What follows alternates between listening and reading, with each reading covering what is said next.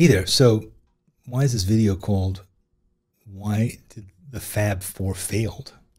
I mean, what? The Beatles? They failed? Well, they actually did. They failed a lot, countless times. And that failure is actually the key to why they succeeded. Because the Beatles didn't just wake up one day as the Beatles that we know. They had a long and winding road to success. And there were a lot of failures along the way. And today we're going to talk about why that happened, what that means, what the risks were that they took that didn't always pay out, and what you can learn from that, and how that can help you with your own creative journey.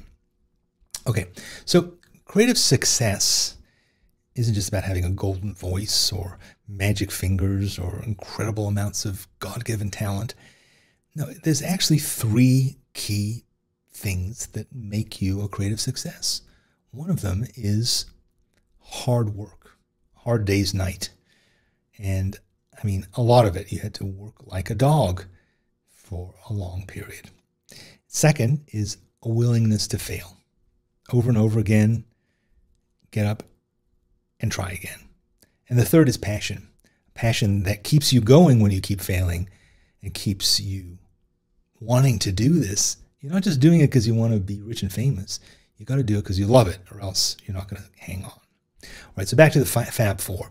So the Fab Four didn't just go from a bunch of guys in Liverpool to the, I don't know, the Ed Sullivan Show or to the Rock and Roll Hall of Fame. No, they spent a long time playing in these really seedy nightclubs in Hamburg, Germany. Little tiny like places in the basement full of smoke and drunken sailors and prostitutes and just kind of nasty places. And they played literally 7 days a week. I could say 8 days a week. They played 8 hours a day. They played music for 8 hours a day. That's a lot. And they did it for 2.5 years. These are young guys, right? I mean, I think a couple of them were still teenagers at this point. And for 2.5 years, they're sitting in these smoky basements playing to a bunch of, I don't know, tourists and drunken goons. But anyway, but all these countless nights on stage, they didn't just get better, they got different. They tried different paths, they tried different techniques, they made lots of mistakes, and they learned from them. And that's the fascinating thing about all that work and that trial and error. It was literally rewiring their brains and their bodies. They were learning to play in a certain way. They were learning to play anything. They were learning to experiment, to respond, to play almost without thinking, and yet to adjust in conscious ways. They were building new muscles. They were literally transforming their brains through this incredible ordeal. And why were they doing that? It wasn't because they were getting £2.50 every night, I can tell you that. It was passion.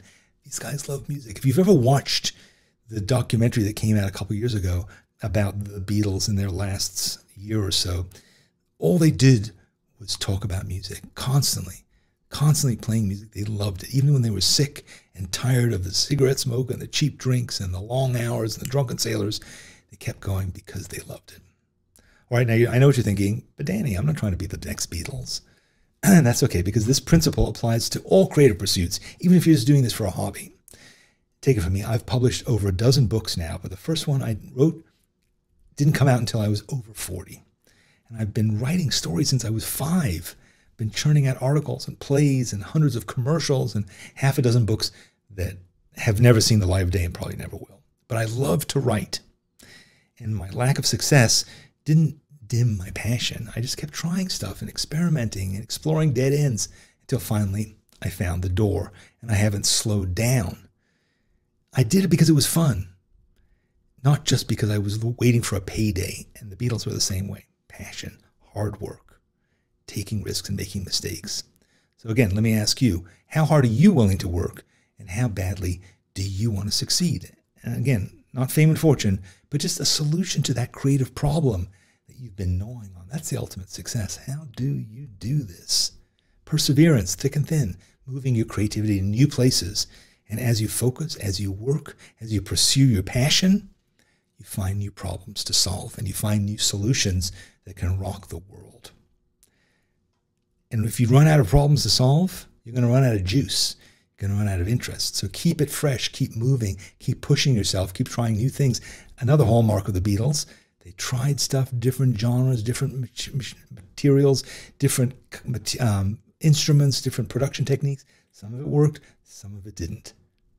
So next time you're tempted to give up, remember, the Fab Four failed their way to success.